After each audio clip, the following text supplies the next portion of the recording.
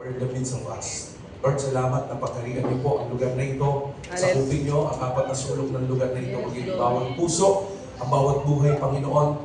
Nawa ang salita ninyo, salita ng pagbabago, salita ng nagbabago ng sitwasyon, nagbabago ng buhay, nagbabago ng binasak ng kaaway. Yes, Lord. At salamat, Lord, dahil na po namin, O God, na today, hayaan niyo pumilos po ang iyong salita. Sumilos, Panginoon, ng Espiritu Santo, sapagkat alam namin, your word is alive, your word is truth, your word is like a two-edged sword. Hallelujah, in the name of Jesus. Lord, salamat na sa iyo lang po ang papuri. In the name of Jesus we pray. Amen. You may be seated. Good morning, everyone. It's nice to be back. At salamat sa Panginoon po sa privilege to speak to your behalf. Ano po? So, sa umagang ito, I want to share something at pinamagatan ko pong itong close the old and open the new.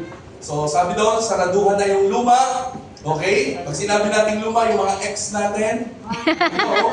Amen? At yung tinatawag natin may binubuksang bago. Ano po? Naniniwala ako na ang Diyos po na pinaglilingkuran natin ay lagi po siyang may bagong chapter sa buhay po natin. Ano man yung mga pangit na nangyari sa buhay po natin, sa nakaraang taon, sa nakaraang buwan, tandaan po natin, ang tawag po doon ng Bible, luma na. Tama? Kahit anong ganda pa ng blessing na natanggap ng nakaraang taon, nakaraang buwan, ang tawag ng Bible doon, luma na yon. Kaya nga sabi ng Revelation chapter 3 verse 8, I know your deeds. See, I have placed before you an open door that no one could shut. Sabi ng Panginoon, meron daw binubuksan ng Diyos sa isang pinto na kahit ang demonyo, ang pinto ng impyerno, hindi pwedeng sarahan po na ito.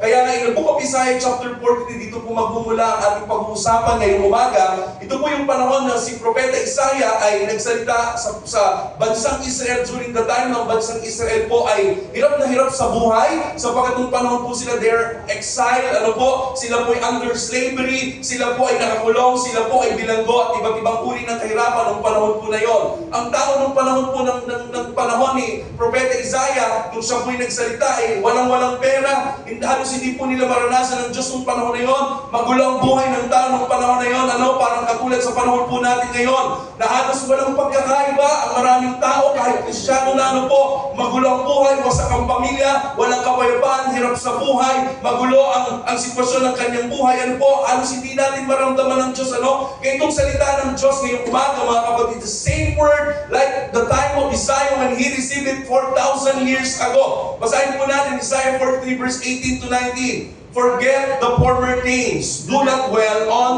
the past. See. Sabi niyo see. See. I am doing a new thing. Now it spring up. Do you not perceive it? I am making a new way in the wilderness and streams in the wasteland. So sabi ng Panginoon, kalimutan mo na ang dating mga bagay.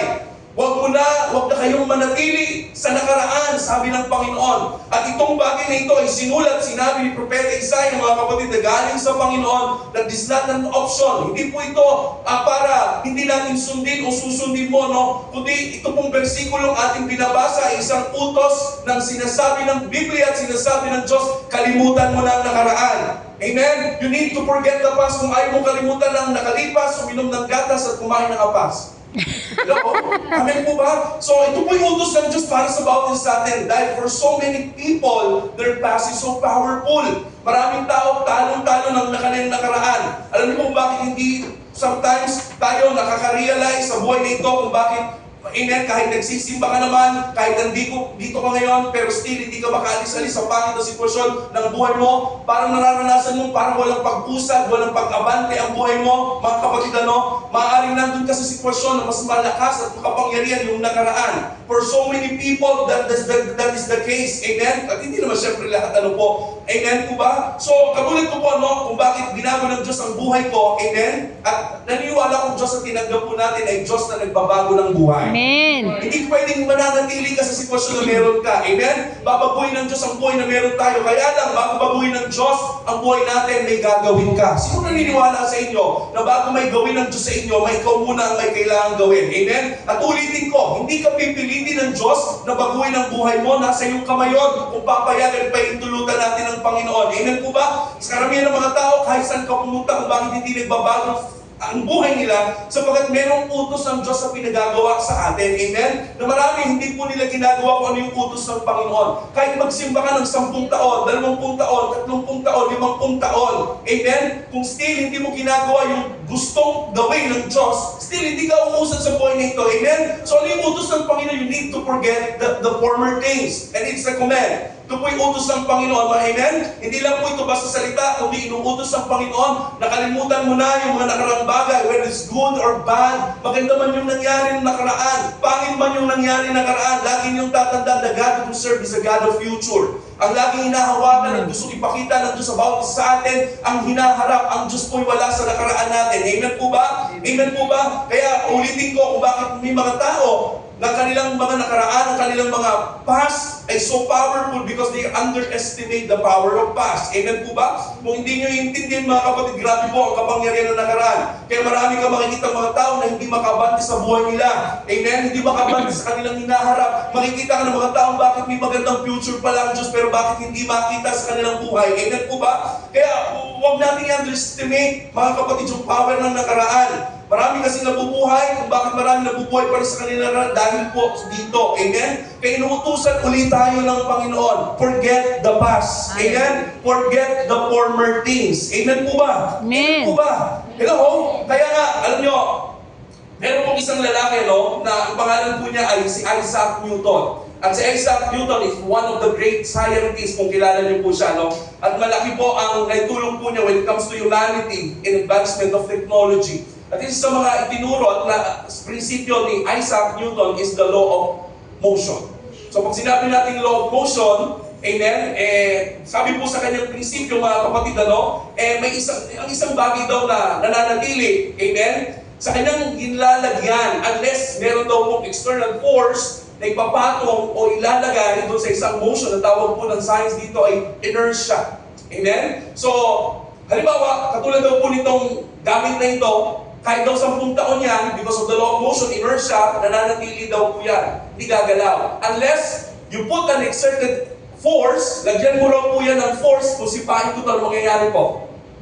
Gagalaw po siya, lilipat sa lugar. Ganon din daw po. Kung bakit katulad ng tinuturo ng law of motion, amen, sa panahon po natin din at sa buhay ng maraming tao, o bakit hindi ka umaalis sa sitwasyon mo kasi walang force, external force na nagdadagdag, na nalalagay sa buhay na meron tayo. Amen po ba? Kung bakit hindi ka makabante. Pero kung maiintindihan lang natin, katulad sinabi ng Galatians chapter 4, amen, that greater is He that He is in this world. Meron tayong Holy Spirit na tinanggap. Hindi pwede na tumanggap ka ng Holy Spirit, hindi ka abante sa buhay. Hindi pwede tinanggap ng Holy Spirit. The Holy Spirit so powerful para paangatin ka sa buhay, para baguhin yung sitwasyon, para ayusin yung mga pangit, para ituwid yung tama mga kapatid. And that is the law of motion. Kung bakit maaaring yung buhay natin, hindi tayo makaabante sa buhay, hindi mabago, kahit ilang taon na, 5 taon, 10 taon, kayod ka ng kayod, hanggang ngayon wala ka pa rin ipon, kayod ka ng kayod, parang wala nangyayari sa buhay mo, ano lahat ng ginagawa mo, pero hindi mo makita kung umaabante ang buhay mo. Amen? Bakit? Because of law of motion. Amen? Unless you put an exerted force or the external force, mga kapatid, yun ang magiging dahilan para umabante tayo sa buhay. Amen ba? Hello? Sino sa inyo nung nag-receive ng Holy Spirit? Amen. Kung nireceive daw natin ang Holy Spirit, amen, ano sabi po doon? Aabante tayo sa buhay. Amen po ba? So sino sa inyo, this year, higit sa lahat, sa mga darating ng taon, linggo, buwan at taon, amen, mababago na yung buhay po natin. Amen? At naniniwala kong Diyos natin ay Diyos na gumagawa ng paganda. Amen? Padagdag ng padagdag, hindi pabawas ng pabawas. Amen? Hello? Kaya salamat sa isang tuwan, dito ako natutong mabilis sa pagsasalita. Paano naglarap na? Bakit? Kasi marami tayong tinuturo ang Panginoon. Amen po ba? Ulitin ko kung seryoso po kayo, makinig kayo mabuti. Wala nang oras Kung sinasabi ng Bible, parang buhay po natin, mas umabante pa at mas lalo po tayong makawala na talaga. Amen? Doon sa chain of defeat o cycle of defeat ng buhay natin. Number 1, ano kailangan natin gawin? Katulad ng sinasabi ng Isaiah 43:18-19, you have to change your focus. Sabi mo, focus. Alam nyo, magbabago ka ng tingin dapat, sabi ng Panginoon. Kaya sabi doon, focus mga kapatid. Ibig sabihin, when you say focus, it means your perspective. Yung pananaw mo sa buhay, kailangan baguhin na. Amen po ba? Hanggang hindi nagbabago ang pananaw, hindi magbabago ang galaw. Amen? That's why you need to change your focus. Kung gusto mo talaga ng totoong pagbabago sa buhay na ito, sa mga susunod na linggo, araw at buwan, mga kapatid. Amen? At alam niyo po, hindi po talaga magbabago ang buhay natin in a way kung paano tayo nagpe-prepare at yung tradition natin pag bagong taon, ilan sa inyo, maaaring magpe-prepare na naman kayo ng bilog-bilog. Amen? Na prutas. Amen? Yung mukha mo lang sapat na. Ilan sa inyo nagpapaputok dahil sabi nila pag nagpapaputok na ano raw yun, pangtaboy ng malas. Hindi po tunay yun. Kasi kung totoo na nagtataboy kayo ng malas, huwag kayo magpaputok sa labas ng bahay. Sa loob, nandun ang malas. Kaya nga, mga kapatid, kaya nga, ito yung gusto, kung gusto talaga natin makaranas ng pagbabago sa buhay nito, what God is telling us, that we need to change your focus. You need to change your perspective, mga kapatid. Amen po ba? Because it's a matter of focus. Amen? Ang tanong, saan ka ba nakafocus? Ha? Amen ba? Sino papadala sa focus? Ha? Saan ka ba nakafocus, mga kapatid? Amen? Noong nakaraang taon, nakaraang linggo, nakaraang buwan, saan ka ba nakafocus? Amen? Baka mamaya kung bakit naghihirap yung buhay mo kasi nakafocus ka lagi sa problema. Ang lagi mong pinupokusan yung mga negative things. Amen ba? Hello? Amen? Kaya nga, itong tanong sa atin mga kapatid, kung bakit ganito pa rin yung situation natin, it's a matter of what we are focusing. Amen ba? Amen. Kasi kung talaga nakapokus ka sa mga pangit sitwasyon ng buhay nyo, sigurado po walang mangyayari sa buhay nyo. Kaya sabi ng Panginoon, you need to forget the former things and do not dwell on the past. Amen. Sige nga, okay, sige. Wala nangyayari sa inyo noong nakaraang taon. Paano mahirap yung buhay mo noong nakaraang taon, mga kapatid. Pero sabi ng Panginoon, tandaan mo anak, tingnan mo to. See, I am doing a new things. May ginagawa na ako. At kailangan, hindi mo na tingnan yung nakaraan kasi may ginagawa ako. Kung bakit maraming tao, kala mo walang ginagawa ang Diyos kasi nga, tinitignan mo yung nakaraan mo. Hindi mo nakikita at sabi ng Panginoon, dito ka tumingin. At ang gusto ng Diyos na tingnan mo yung alin, yung ginagawa niya. Amen. Amen po ba? Sino sa inyo, ganun na yung ginagawa mo sa buhay mo at you're changing your focus and you're focusing on what God is doing. Kaya yung buhay mo nakikita mo ngayong taon, sa susunod na araw, linggo, buwan, paabante na yan. Amen? Yung buhay mo padagdag ng padagdag, pasagana ng pasagana, palakas ng palakas, pagaling ng pagaling. Bakit? Kasi nakikita mo may gagawin ng Diyos sa buhay ninyo. Amen ba? Amen. Pero pag ang nakita, amen, natin, yung ating mga nakaraan, yan ang dahilan kung bakit hindi talaga tayo aabante sa buhay na ito. Amen po ba? Pag hindi nagbabago ang pananaw, hindi magbabago ang galaw. Amen po ba? Unless you change your focus, then the Lord will give you the grace. Bibigyan ka niya ng grace, tutulungan ka ng Panginoon, iaahon ka ng Panginoon, bibigyan ka niya ng external force para umabante sa buhay, and that is the law of motion. Amen? And tawag po doon, changing our focus. Huwag kang masyado nakapokus sa pera, sa problema. Amen? At kung saan-saan pa, lagi mong tandaan, lahat ng problema may solusyon. Amen ba? Kung wala kayong solusyon sa problema, hindi problema yan, mga kapatid. Hello? Amen? Tanungin mo kayo, kailan kayo huling nag-walling at umiiyak kayo dahil sa tindi ng problema ninyo? Yung tipong nandun kayo sa banyo, tumapatak yung shower, sinasabayan nyo kasi baka makinig ni amo, yung inyong pagluha, kasi tindi ng problema ninyo, pero ba't nandito ka ngayon? Buhay na buhay, malakas na malakas, ibig sabihin, hindi patay ang Diyos sa pinaglilingkuran natin. Buhay ang Diyos sa pinaglilingkuran natin. May ginagawa siyang maganda, mabuti, at ang sabi ng Panginoon, see, I am doing new things. Gumagawa ang Diyos ng bago. Amen ba? Hello! Yung nangyari sa inyo nakaraang taon, hindi na mangyayari ulit. Amen? Yung mga pangit na pinagdaanan natin sa buhay niyo, sabi ng Lord, see, I am doing new things. Bago na ang gagawin ng Panginoon. Amen? Amen. Amen po ba? Hello! Kaya nga, lagi natin tatandaan, ito yung sinasabi ng Lord. You need to change your focus. Amen? Pangalawa, paano tayo abante sa buhay na ito? You need to quit and forget the former thing and start looking ahead. Amen? Ano ibig sabihin? Ibig sabihin, huminto ka muna at kalimutan ang nakaraan at start looking ahead. Amen? Ito po ay napaka-importante. Hindi ka dapat, higit sa lahat, tumitingin sa problema. Amen? Kundi ang tinitingnan na natin dapat ngayon yung solusyon. Hello? Ulitin ko, lahat ng problema may solusyon. Amen? Amen? Ako po, 5 years po ako nag-aaral sa engineering at lahat po ng problema for almost 5 years na nakita ko po, lahat may solusyon. Amen ba? So walang problema na walang solusyon. At kung may solusyon, yun yung hanapin natin, huwag yung problema. Amen po ba? Kasi sa taong 2026, sa ayaw naman sa gusto, there will become a terrible things. May problema darating eh. Tama po ba? Hindi tayo negative, kundi yun po yung sinasabi ng Bible. Amen ba? Kaya sabi nga ni Jesus kay Peter, Peter, di ba? Humingi ng permiso si Satanas para subukin ka. Hello? At pinayagan siya ng Diyos. Sabi ng Bible, but I have prayed for you, says the Lord. Kaya mga kapatid, sabi ng Lord, balikan natin, Isaiah 43:18-19, forget the former things. Do not dwell on the past. See, I am doing a new thing. Now spring up, do you not perceive it? I am making a way in the wilderness and streams in the wasteland. Kaya sabi ng Lord, I am doing new things. Pag sinabi new things, I am doing new things, it talks about future. Amen. Amen. Walang mangyayari sa inyo kung titingin lang kayo sa nakaraan. Amen ba? Amen po ba? Amen. Amen po ba? Kung kayo po'y marunong mag-drive, hindi pwede nagda-drive ka na lagi nakatingin sa rear view mirror. Sigurado kung hindi kayo makakarating sa paroroonan, sigurado mapapahamak po kayo. Amen ba? Kaya maraming tao, lagi magulo ang buhay, hindi kayo makarating sa future, hindi na makita yung ginagawa ng Diyos. Sabi kasi po ng Diyos, see!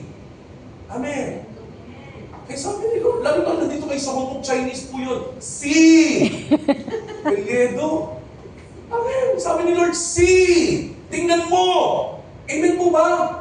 Pinatitingnan ng Diyos. Amen? Yung future, hindi po yung nakaraan. Kasi yung nakaraan, tapos na po yun. Tandaan niyo po yung faith nyo last year, last month, last week, yesterday, hindi na po ubra sa faith natin today. Hindi mo pwede gamitin yung nakaraang faith mo sa faith ngayon. Bakit? Iba na yung pagsubok na pagdadaanan mo. Nile-level up ka na ng Panginoon, mga kapatid. Amen? Hello! Kaya sabi ng Panginoon, lahat ng ginawa ng Diyos ng nakaraang buwan, nakaraang taon, nakaraang linggo, ng isang araw, mga kapatid, lahat yun luma na. At hindi ka na pwede mabuhay. Amen? Sa nakaraan mo, maganda man o pangit na nangyari. Amen po ba? Kaya inuutusan ikaw at ako ng Panginoon na iwan ang lahat ng iyon kasi tapos na yon. Amen? At may gagawin ng bago ang Diyos. Amen po ba? Gaano man kaganda yung nangyari sa inyo nakaraang taon, anumang laki ng blessing na natanggap po ninyo ng nakaraang taon, tandaan niyo po, higit pa riyan ang gagawin ng Panginoon sa inyo. Amen? And one of my favorite verse is in 1 Corinthians chapter 2, verse 9. However, it is written, sabi ng Lord, what no eyes has seen, and what no ears have heard, and what no human mind has conceived, the things that God has prepared for those who love Him. Sabi ng Panginoon, hindi mo pa nakikita. Hindi pa naririnig ng inyong tenga. Hindi pa sumasagi sa isipan ng inyong utak. Amen po ba? Ang inihandang magandang future ng Diyos sa inyo. Amen ba? Tanungin ko kayo. Nung bata pa ba kayo, nung grade 1 kayo, pinangarap nyo bang pumunta ng Hong Kong? Maabot ba yung mga naabot nyo sa buhay? Marating yung mga narating nyo sa buhay? Yung nakakamit nyo, pinangarap nyo ba yan? Hindi. Yan yung sinasabi ng Panginoon, hindi pa sumagi sa tenga ng inyo. Hindi pa naisip ng inyong isip yung inilagdang magandang plano na naniniwala ko. Amen? Mula ngayon hanggang sa mga darating mga araw, linggo, buwan at taon, mas maganda pa dyan ang inihanda ng Panginoon. Amen? Sapagkat ang Diyos natin ay Diyos na gumagawa ng paganda, pabuti ng pabuti, pa-bless ng pa-bless, pa-favor ng pa-favor ang buhay natin. Amen ba? Kaya sabi ng Lord, ibinibigay niya saan? Sa lahat ng nagmamahal sa Kanya. Sino rito totoong nagmamahal sa Panginoon? Sino rito totoong nagtitiwala sa pangako ng Diyos? Amen po ba? Kasi magkaiba yung naniniwala sa nagtitiwala, mga kapatid. Amen ba? Hindi lahat ng naniniwala ay nagtitiwala. Hello? Halimbawa, meron ang paninda nitong Chingchangsu. Ha? At sinabi ko itong Chingchangsu ko, pag nilagay po ninyo sa inyong iniinom po ninyo, puputi kayo 5 years ang tagal. Pero oo ka lang ng oo dyan, naniniwala ka. Pero sinabi ko, bili na kayo 3,000 Hong Kong data. Sama ay hindi. Ang tawag sa hindi ka nagtitiwala, naniniwala ka na. Amen? Amen. Po ba? Kaya sabi ng Biblia, yung magandang plano na inanda ng Diyos para lang sa kanino, sa mga nagmamahal na totoong nagtitiwala sa Panginoon. Called according to His purpose. Amen. Amen po ba? Kaya may magandang inihanda ang Diyos para sa bawat isa sa atin. At naniniwala ako mga kapatid, hello, ang salita ng Diyos, ang pangako ng Diyos, matibay, nasandigan at mapangkakapitan. Amen? Amen po ba? Kapag wala tayong pangako ng Diyos, wala tayong salita ng Diyos, kawawa po tayo. Amen po ba? Lalo na hindi naman tayo, siyempre kung wala kang salita ng Diyos, susundin mo. Amen? Katulad ng mensahe na yun, sinasabi ng Lord, you need to forget the past. You need to see the future that God is doing. Amen?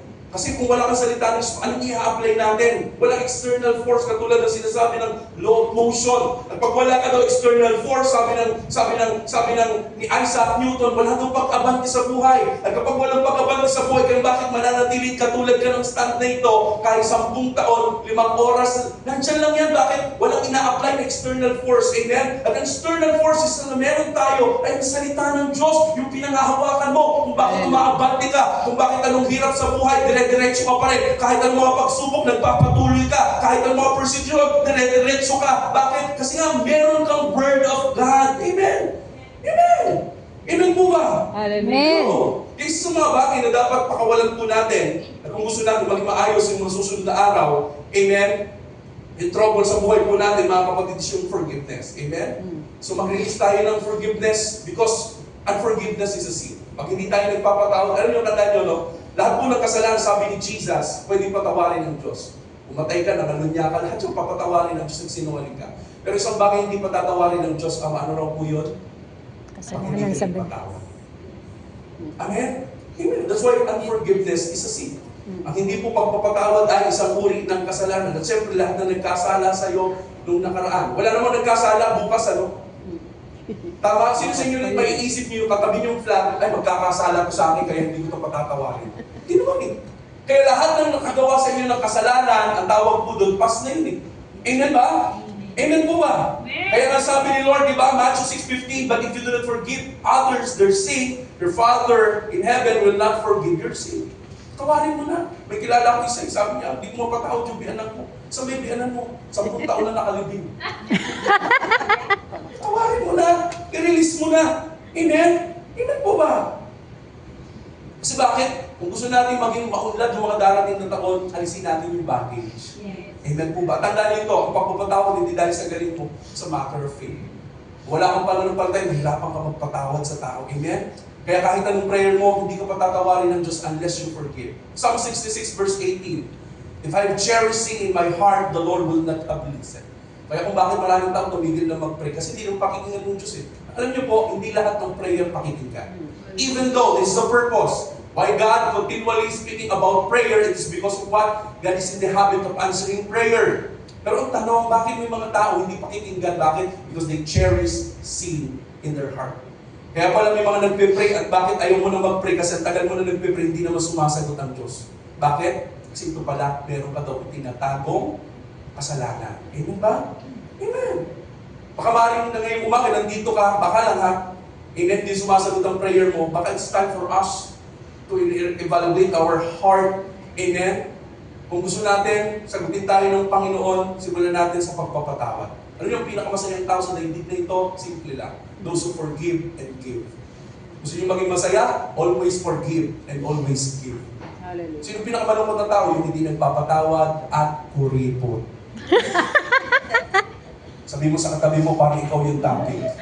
Parang ako daw yun. Amen ba? Kaya kung mayroong masama ng loob, it's time for us to release. Amen? Kaya kung gusto nyo mag-answer na si Lord sa mga prayer natin, it's time for us to release. Amen po ba? Amen po ba? Hello? Kaya kung may galit ka sa kapwa, sa asawa mo, may tampo ka, may sama ng loob, binanakit. Kaya pala hindi sumasagot ang Diyos sa atin, this is the reason. Amen? Kasi totoong sasagot lamang ang Diyos sa ating mga panalangin. Amen? At kaya nyo, pag ang prayer nyo laging sinasagot ni Lord, ganado ka mag-pray.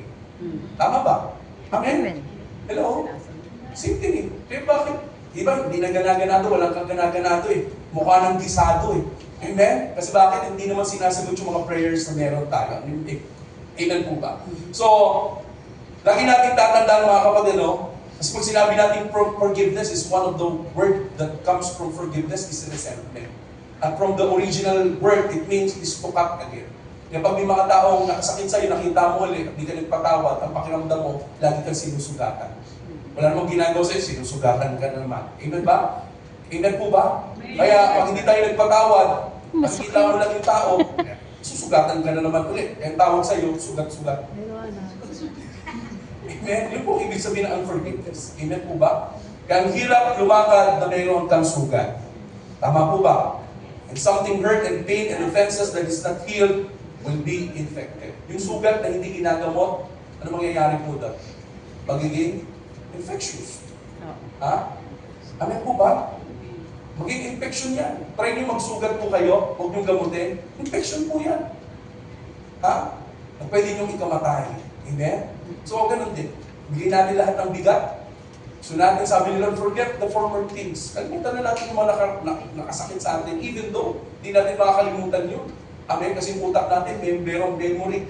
Amen? Pero it's time for us, kung gusto natin, i-bless na tayo ni Lord totally, palawigin na ni Lord yung territory natin. Amen? That is the right thing to do. Amen? And lastly, dito na ako magtatapos para masaya ng lahat. Amen? What we need to do is you have to commit yourself to God's plan. Amen? Alam niyo po ba, lahat tayo dito ay may assignment. Ha? Alam niyo po ba, lahat ng tao, hindi ka pinanganak dahil aksidente ka. Pinanganak ka, lahat tayo ba't nandito kasi may assignment po tayo. Amen? Ang isang dahilan kung bakit tuwang-tuwa ang demonyo. Amen? Alam niyo ba, okay lang sa demonyo na magsimba ka. Amen? Pero ayaw na ayaw niya, yung pinupulpil mo, ano yung assignment mo. Ulitin ko yun ha. Okay kay Satanas na nagsisimba ka. Okay yun, kahit linggo-linggo nandito ka. Pero yung pinupulpil mo na, nadidiscover mo na kung anong purpose mo sa buhay, kung anong assignment mo, yun ang hindi okay, nagiging threat ka na kay Satan. Amen? Amen. Amen po ba? Amen. Kaya ulitin ko, lahat tayo na narito. Kasama ka. Huwag kang magturo, ikaw na rin, kasama ka. Ni-assignment tayo sa Diyos. Ang problema, amen?